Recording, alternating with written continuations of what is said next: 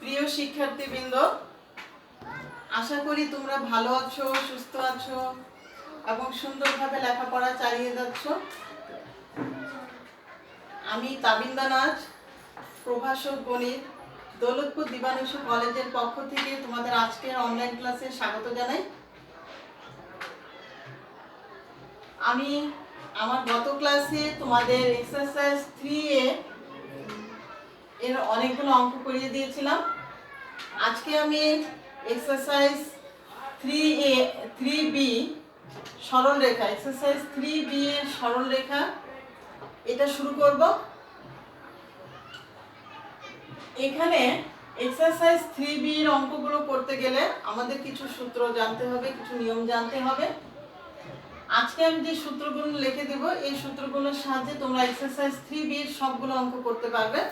তাহলে আসো exercise 3B এর সূত্রগুলো আমরা দেখে নেই।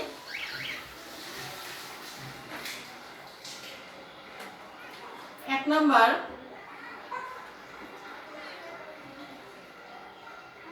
যদি P একটি বিন্দু হয় এবং Q আরেকটি বিন্দু হয় এবং PQ রেখাকে R বিন্দুটি যদি এমন ভাবে বিভক্ত করে যে m/n অনুপাতে বিভক্ত করে, P বিন্দুর স্থানাঙ্ক জানা থাকবে, Q বিন্দুর স্থানাঙ্ক জানা থাকবে এবং R বিন্দুটি PQ রেখাকে m/n অনুপাতে বিভক্ত করলে R বিন্দুর স্থানাঙ্কটা কি হবে তা আমরা জানবো এখন। Px1 y1 এবং Qx2 y2 হলে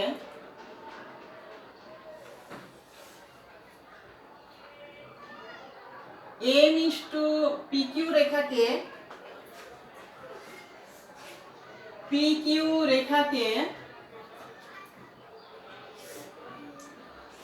m/n অনুপাতে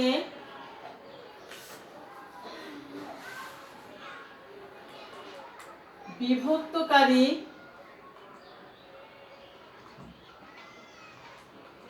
বিন্দু R এর স্থানাঙ্ক হবে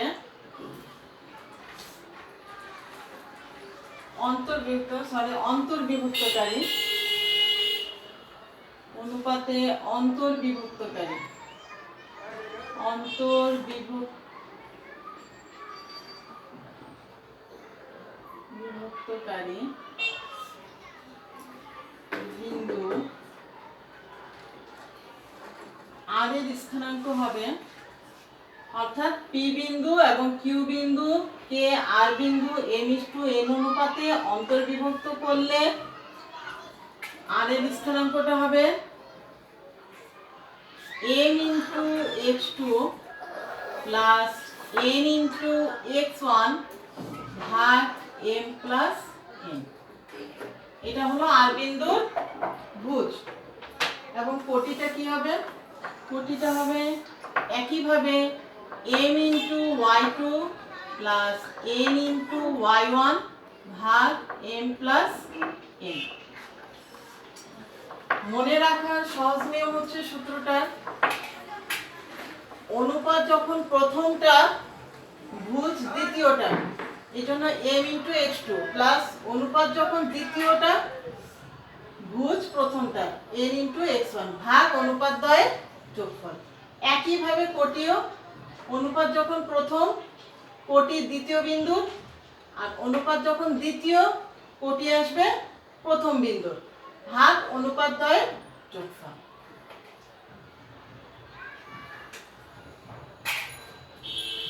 একইভাবে বহির্বিভক্তকারী বিন্দু বলতে কি বুঝি?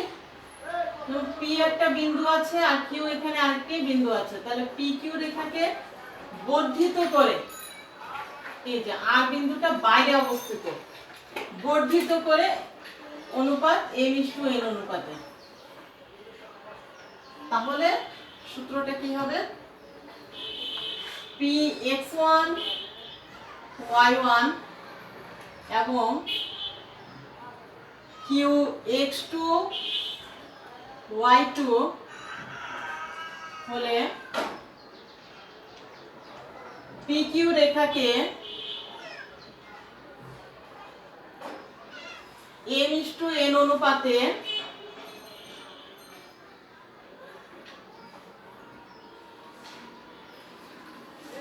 বহির্বিভক্তকারী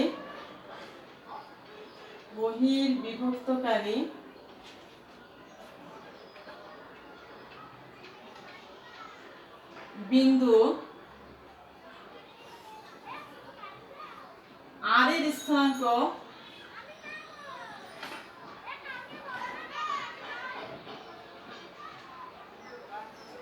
একই, সূত্রটা একই, শুধু অন্তর্বিভক্তের বেলায় হবে প্লাস আর বহির্বিভক্তের বেলায় হবে মাইনাস। m/x2 মাইনাস n/x1 ভাগ m মাইনাস n। এটাও m/x2 minus n/y2 minus n/y1 একইভাবে কোটিও ভাগ m মাইনাস n। তাহলে বহির্বিভক্তি এবং অন্তর্বিভক্তি দুটো প্রায় একই, একটা মুখস্থ থাকলে আরেকটা মুখস্থ করা সহজ হয়ে যাবে। অন্তর্বিভক্তের সময় প্লাস, বহির্বিভক্তের সময় মাইনাস, শুধু এটুকু মনে রাখতে হবে। 3 নাম্বার, এখন P যদি একটা বিন্দু হয় আর Q যদি আরেকটি বিন্দু হয়, তাহলে PQ বিন্দুর মধ্যবিন্দু, PQ এর মধ্যবিন্দু যদি R হয়, তাহলে R এর স্থানাঙ্ক কত হবে? মূলত এটাই এই প্রথম সূত্র, 1 নাম্বার সূত্র থেকেই মধ্যবিন্দুর সূত্রটা আসে। তবে আমরা ওভাবে করব না, ওভাবে করলে আমাদের দেরি হয়ে যাবে। আমাদের অঙ্ক করতে আমরা সহজভাবে সূত্রটা মুখস্থ রেখে বসায় দিব, তাহলে তাড়াতাড়ি অঙ্কটা শেষ হয়ে যাবে। তাহলে Px1 y1 এবং Qx2 y2 হলে PQ রেখার মধ্যবিন্দু,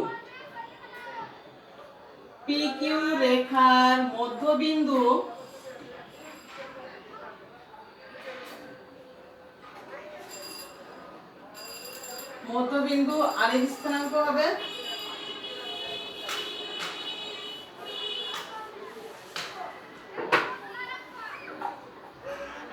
ভুজদ্বয়ের যোগফল ভাগ 2, x1 প্লাস x2/2 আর কোটি হবে কোটিদ্বয়ের যোগফল ভাগ 2, y1 প্লাস y2/2। আরেকটি সূত্র লাগবে, ভর কেন্দ্রের সূত্র। ত্রিভুজের ভর কেন্দ্র বলতে আগে আমরা কি বুঝি এটা আমরা আগে জেনে নেই, তারপর আমরা ভর কেন্দ্রের সূত্রে যাব।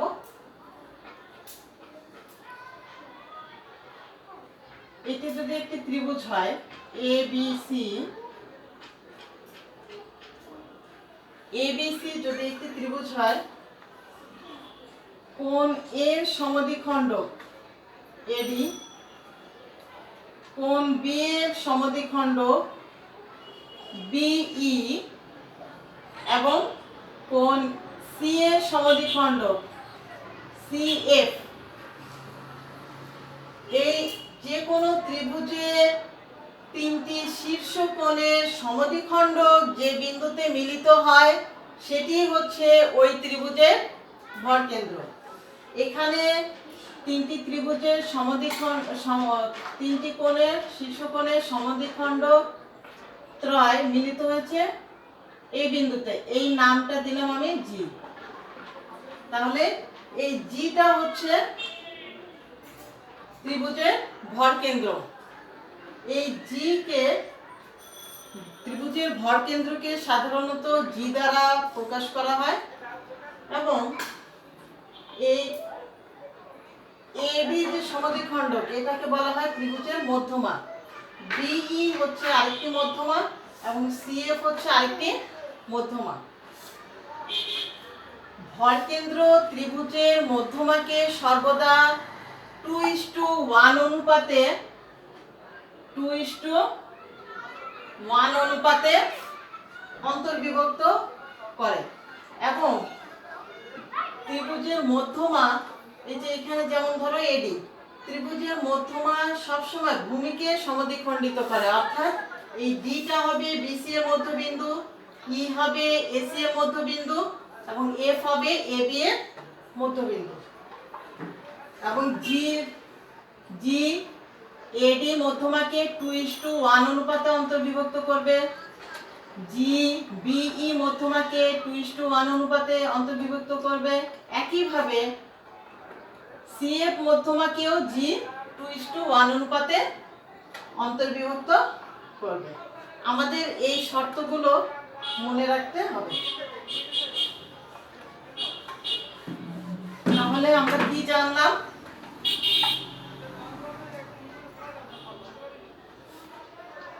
ত্রিভুজের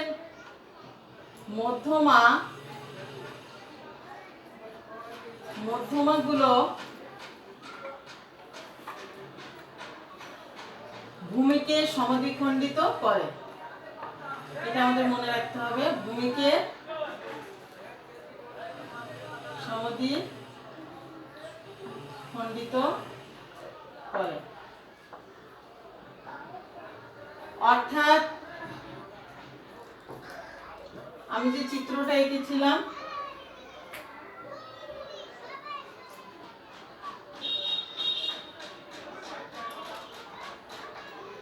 এডি বিই সিএ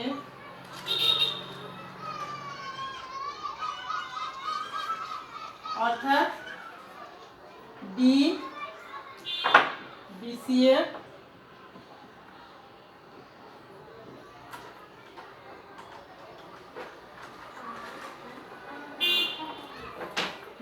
এর মধ্য,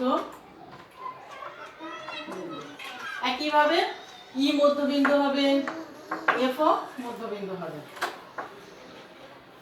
5 নম্বর আরেকটা জিনিস কি মনে রাখবো, ত্রিভুজের ভরকেন্দ্র মধ্যমাকে সবসময় 2:1 অনুপাতে অন্তর্বিভক্ত করে। ত্রিভুজের মধ্যমা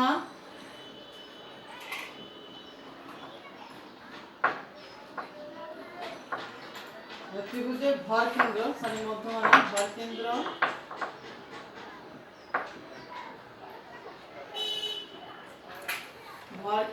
জি মধ্যমাগুলিকে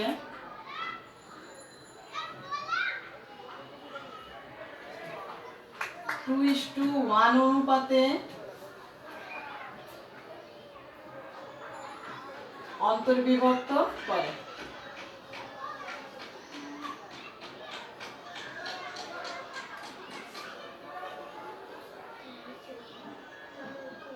এবার ভরকেন্দ্রের ত্রিভুজের তিনটা শীর্ষের যদি আমার স্থানাঙ্ক জানা থাকে, ত্রিভুজের তিনটি শীর্ষবিন্দুর স্থানাঙ্ক জানা থাকলে আমরা সেই ত্রিভুজের ভরকেন্দ্রের স্থানাঙ্ক বের করতে পারি। আমাদের সেই সূত্রটা হচ্ছে a x1 y1 b x2 y2 এবং c x3 y3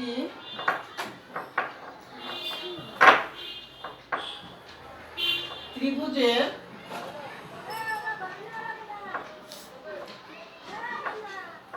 তিনটি শীর্ষবিন্দু বলে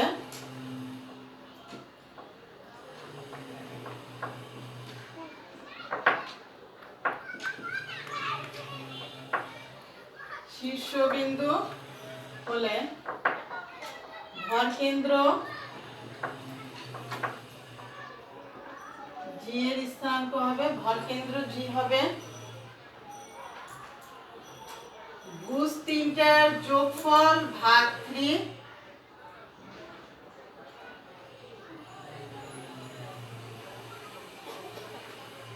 কোটিটা হবে ভরকেন্দ্রের, কোটি তিনটার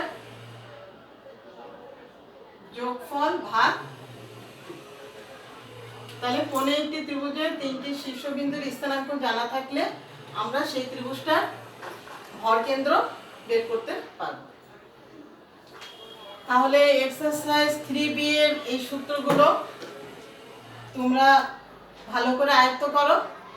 তাহলে এর পরবর্তী ক্লাসে আমি এই সূত্রগুলো তোমাদের আয়ত্ত করা থাকলে আমি আমার পরবর্তী ক্লাসে 3B এক্সারসাইজের এই সূত্রগুলোর সাহায্যে অঙ্কগুলো আমি তোমাদের করে দিব। আজ এ পর্যন্তই। তোমরা ভালো থাকো, সুস্থ থাকো এবং আমার আগামী ক্লাস দেখার আমন্ত্রণ জানিয়ে তোমাদের সাথে এখানেই বিদায়।